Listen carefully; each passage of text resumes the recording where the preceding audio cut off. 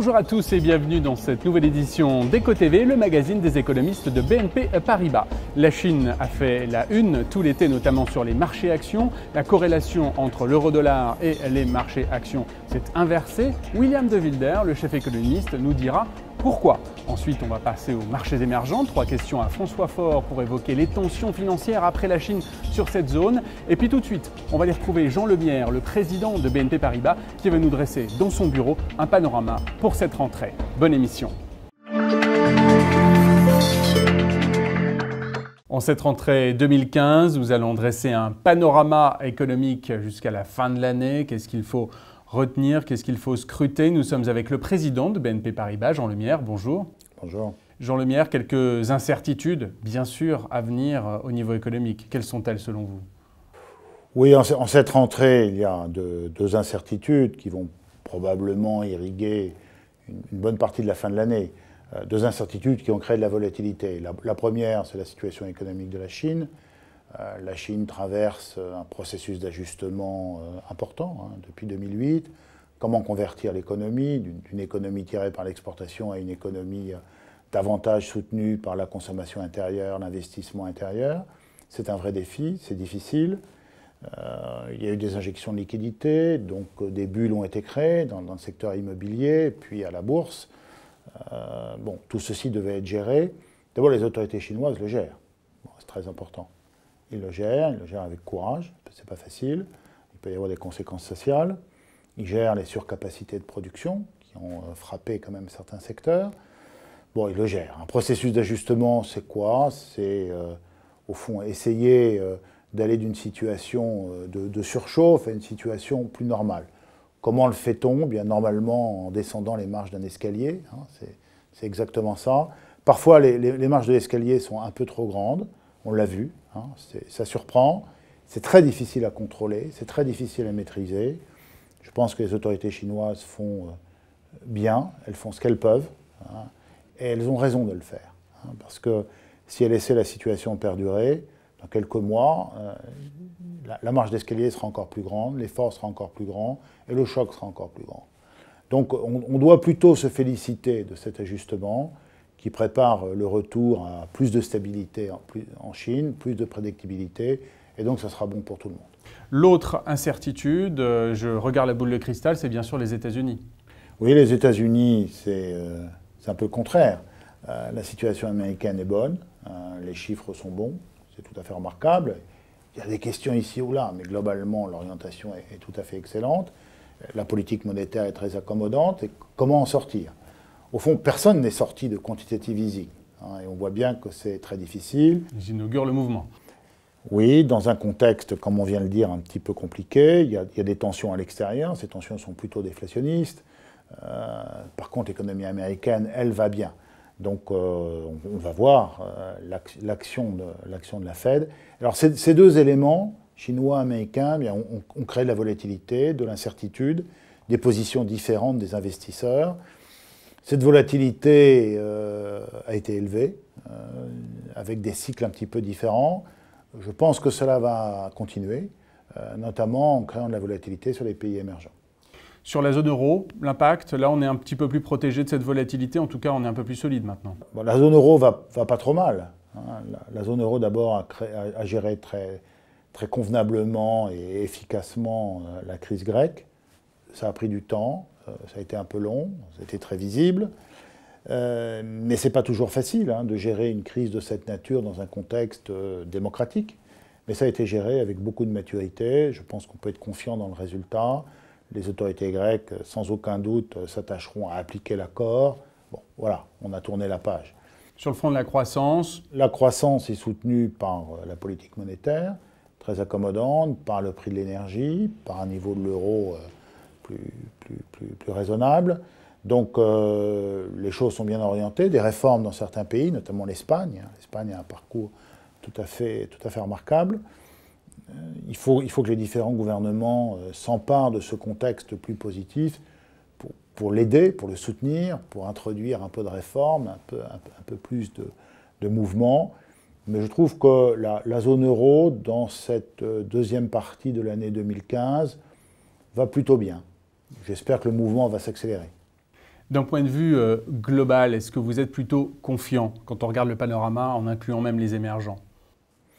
Écoutez, on le voit bien, on est dans une période d'ajustement important. En Chine, aux États-Unis, chacun essaie de comprendre ce qui va se passer. Ce sont des périodes qui, en règle générale, ne créent pas de très forte croissance. C'est un euphémisme à court terme. Donc on va probablement voir pas mal d'interrogations sur la croissance. Je pense que les différents indices économiques vont traduire un petit peu un frémissement, un peu de tassement. Bon. Mais c'est inévitable dans ces périodes de transition. Et au fond, si cette période est bien gérée, je suis très confiant sur la sortie. La question est combien de temps dure cette période? J'ai tendance à vous dire un certain temps. Bon, parlons d'ici la fin de l'année. Je pense qu'il faut quand même quelques mois pour bien comprendre ce qui va se passer en Chine. Je pense qu'il faut un peu de temps pour bien comprendre ce qui va se passer aux États-Unis et les conséquences que ça peut avoir. Je pense que les pays émergents sont en train de mettre en place, je l'espère, des politiques un peu pare-feu de tension et capables de soutenir la croissance. Bien, ayons un rendez-vous en début d'année prochaine. À l'année prochaine, Jean Lemierre. Merci. Le graphique du mois de septembre 2015 concerne une corrélation, donc un nuage de points entre la variation de l'euro-dollar et le cours des actions européennes, en l'occurrence l'Eurostoxx 50. William de Wilder, bonjour. Bonjour. Que s'est-il passé ces derniers mois? On a eu une chute de l'Eurostoxx 50 à la suite des pertes des marchés boursiers, notamment en Chine. Et sur l'euro-dollar? Ben, il s'est renforcé, l'euro s'est renforcé, ce qui n'est pas en ligne avec l'expérience historique. En fait, dans le passé, on a vu, sur base de données journalières depuis 2008, ce nuage de points très dense, beaucoup d'observations, mais quand même une relation positive entre la variation de l'Eurostoxx ici et la variation de l'euro-dollar. Concrètement, ça veut dire que si l'Eurostoxx baissait dans le passé, on voyait également un affaiblissement de l'euro. Mais récemment, tout cela a un petit peu changé, vous nous l'avez dit, l'euro s'est apprécié alors que l'Eurostoxx 50, lui, a baissé. Effectivement, on le voit sur ce graphique. Quelles sont les constatations donc? Effectivement, on voit donc ici la baisse de l'Eurostoxx, mais on voit aussi qu'il y a bon nombre d'observations au niveau de l'euro-dollar qui se situent au-dessus de la ligne zéro, donc un renforcement de l'euro. Et ça donne lieu à une relation qui a changé de signe.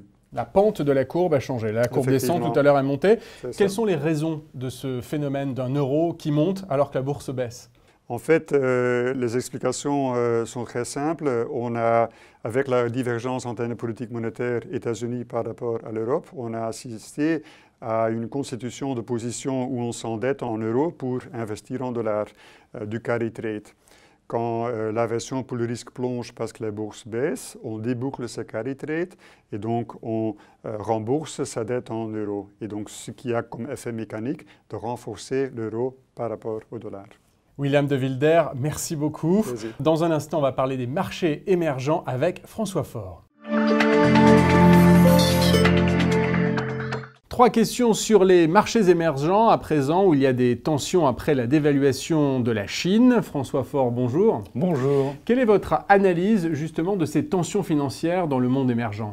Tout d'abord, il y a le risque d'un atterrissage brutal de l'économie chinoise, mais il y a aussi l'appréciation du dollar et la baisse des prix des matières premières. Et c'est cette conjonction de 3 facteurs qui peut être problématique pour les pays émergents. On n'est pas comme en 2011 ou 2013 où il y a eu un effet de contagion financière venant des pays avancés. Là, ces effets risquent de durer.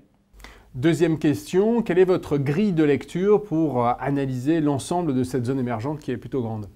Alors, une grille de lecture à 2 niveaux. Le premier niveau, c'est le fait que les pays soient exportateurs nets ou importateurs nets de matières premières. S'ils sont exportateurs nets de matières premières, les 3 facteurs jouent dans le même sens négatif.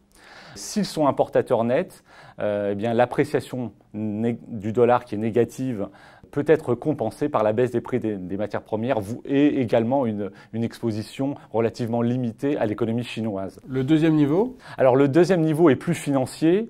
Il renvoie à l'endettement extérieur privé.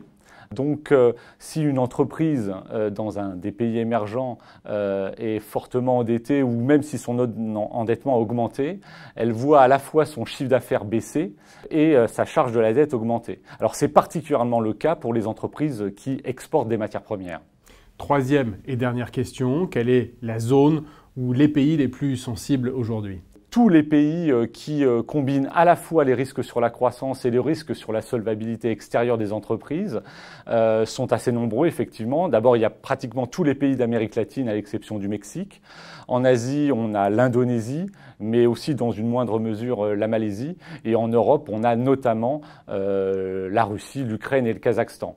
Mais des pays comme la Turquie et l'Afrique du Sud ne sont pas épargnés. La Turquie, parce que l'endettement extérieur privé des entreprises reste important. Et d'une manière générale, l'endettement en devise des entreprises est important. Et l'Afrique du Sud à cause de son exposition au prix des matières premières. Merci François Faure pour ce point sur les marchés émergents. On se retrouve dans un mois pour un nouveau numéro d'EcoTV.